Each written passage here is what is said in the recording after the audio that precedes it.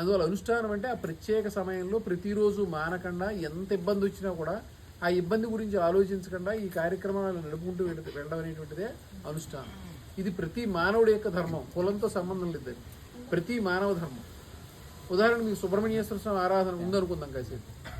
సుబ్రహ్మణ్యేశ్వర స్వామి ఆరాధన ఎలా చేయాలంటే ఉదయం పూట సంధ్యావందనం అయిపోయిన తర్వాత ఆ తర్వాత సుబ్రహ్మణ్య మంత్రము, అనుష్ఠానం, పారాయణం ఏదో చేయాలి. అది క్రమం తప్పకుండా మానకుండా చేయాలి. శ్వాస ఎలా అయితే మానకుండా తీసుకుంటామో అలా ఒక సమయం పెట్టుకు చేయడం అనేటువంటిది అనుష్ఠానం, దాని యొక్క విధానం. అది దానికి ఆశ్రయించాల్సింది ఎవరిని ఆశ్రయించాలంటే సద్గురువులను ఆశ్రయించాలి. సద్గురువు అంటే మీరు వెతుక్కోవాలి, కనపడిన వాళ్ళ సద్గురువు కాదు, మీరు వెతుక్కోవాలి. వెతుక్కుని వారి యొక్క జీవన విధానం, వారి యొక్క పద్ధతి, వారు ఆచరించిన విధానం నలుగురిలో తెలుసుకుని మీరు నిర్ధారణ చేసుకుని అటువంటి గురువులను ఆశ్రయించి వెళ్ళాలి. వాళ్ళల్లో అందరిలోకి చాలా ఉత్తములు ఎవరంటే స్వయంభువులు, అంటే తపస్సు ద్వారా సాధన చేసిన వాళ్ళు మహా ఉత్తములు. అలాంటి వాళ్ళని ఎవరినైనా వెతుక్కుని వాళ్ళ ద్వారా మీరు సాధన చేసుకుంటే మీ సాధన సఫలీకృతం అవుతుంది. మీరు చేసే పొరపాటుని మీ నుంచి ఏమీ ఆశించకుండా ఇది దోషం అని చెప్పిన వాడు మాత్రమే మీ గురువు.